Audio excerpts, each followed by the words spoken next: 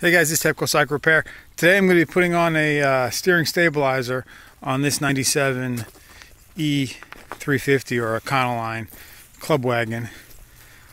The steering stabilizer I got from the salvage yard off of the double axle, the dual rear wheel ambulance that caught on fire. So I was able to take the front steering stabilizer and all the brackets off and just got it for a few bucks. So I bought a new stabilizer shock for it, and let me show you what I got. Alright guys, so this is how I got the steering stabilizer. It's pretty nasty. It was in a van that caught on fire, so I'm just going to take this out. I got a new shock right here, the stabilizer, so I'm going to head and clean. I'm going to go scrub these all up real good, and then we'll get to mounting it. Alright, here's the parts all cleaned up, and it's time to tap the holes that are already in the frame. So you're going to need a 10 by 1.5 tap. So we're going to pop this plastic piece off, and the only reason to pop this off so you have room, because you got to tap the holes. They're right here, and these tap real easy with that bit, no problem. This is a 10 by 1.5 bit, and that's it. Alright, so this one is done. I'm going to go ahead and get the other two just above it.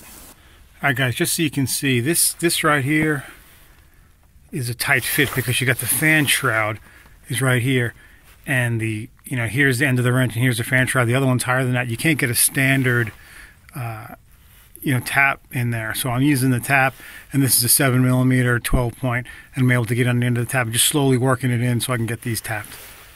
Alright, there you go guys. There you can see all the 3 holes all tapped and ready to go. I'm going to put some Loctite on the bolts and get the bracket bolted up. Alright guys, so we got that just loose on there so that we can tighten it up.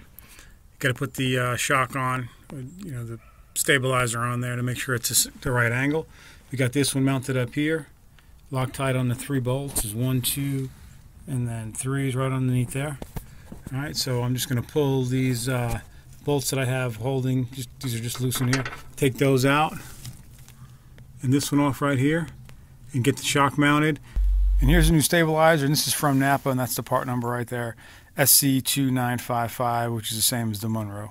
So this bracket right here, okay, this bracket, there's a curve right in the tie rod, and there's a curve also in this, and it kind of mounts right into the curve. So you'll see where it is when you put it up. It mounts right into place, right? So make sure you get that right in the curve right there, and continue to tighten these up. All right, and here it is all mounted up with the plastic plate back on, ready to go. So that's all there is to it. Can I feel a difference driving it?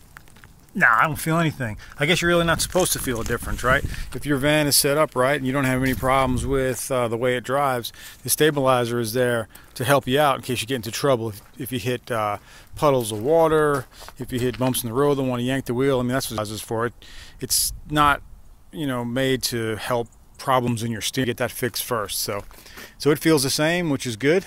And if I get into any bad situations where the wheel would shake or anything, the stabilizer can handle that.